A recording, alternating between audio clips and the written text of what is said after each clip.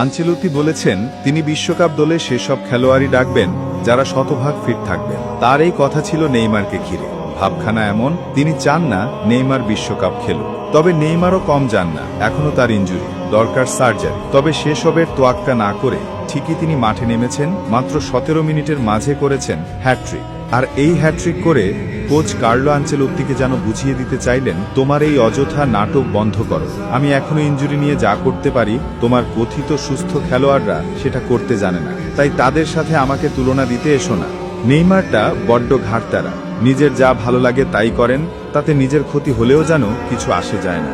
এই তো সান্তোসের কথাই ধরা যাক। ক্লাবটি এখন লড়াই করছে রেলিগেশন জোন, সম্ভাবনা ছিল দ্বিতীয় বিভাগে নেমে যাওয়া। একই সময় ইনজুরিতে নেইমার, মেনিসকাসের সমস্যার জন্য তার দরকার ছিল সার্জারি করা। 2025 সালে তাকে মাঠে নামতেই করা হয়েছিল নিষেধ। তবে নেইমারের বার্তা ছিল পরিষ্কার, সবার আগে আমার সান্তোসকে বাঁচাতে হবে। তাই তো ইনজুরি নিয়েও চালিয়ে যাচ্ছেন খেলা।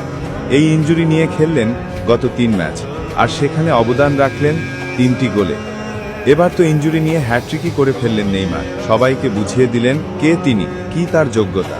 আরেকটি ম্যাচ খেলবেন এভাবে ইনজুরি নিয়ে, সেই ম্যাচ জিতলেই হয়ে যাবে, ব্যাস, রেলিগেশন এড়িয়ে যাবে সান্তোস।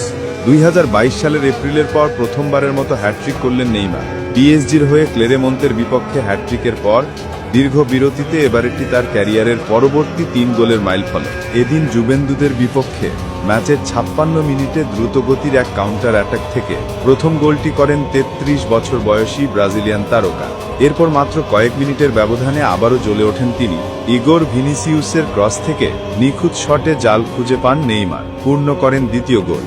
অবশেষে পেনাল্টি থেকে সম্পূর্ণ করেন হ্যাট্রিক। মাত্র 17 মিনিটের মাঝে 3টি গোল করেন এই তারকা ফুটবলার। এরপর ম্যাচের 83 মিনিটে তাকে মাঠ থেকে তুলে নেওয়া হলে করতালিতে বিদায় জানান দর্শকরা। দারুণ এক হ্যাট্রিকের পর নেইমারের উচ্চাবন ছিল দেখার মতো। বোঝাই যাচ্ছিল শুধু দলের জয়েই নয়, নিজের পারফরমেন্স ও কোচ কার্লো আনচেলত্তিকেও দিলেন জানান কি করতে পারেন সেটা বললেন আরেকবার। সাম্প্রতিক সময় যেন নতুন করে ফিরে পাওয়া নেইমারের সময়। ইনজুরি আর অনিশ্চয়তার ধাক্কা সামলে ব্রাজিলিয়ান এই ফরওয়ার্ড এখন ছন্দে ফিরেছেন দুর্দান্তভাবে। শেষ 4 ম্যাচে তার নামের পাশে 5 গোল, সঙ্গে একটি অ্যাসিস্ট। পরিসংখ্যানই বলছে কতটা প্রভাবশালী তিনি। নেইমারের উজ্জ্বল উপস্থিতিতে সান্তোস টানা 3 ম্যাচে জয় তুলে নিয়েছে, আরেকটিতে ভাগ করেছে পয়েন্ট।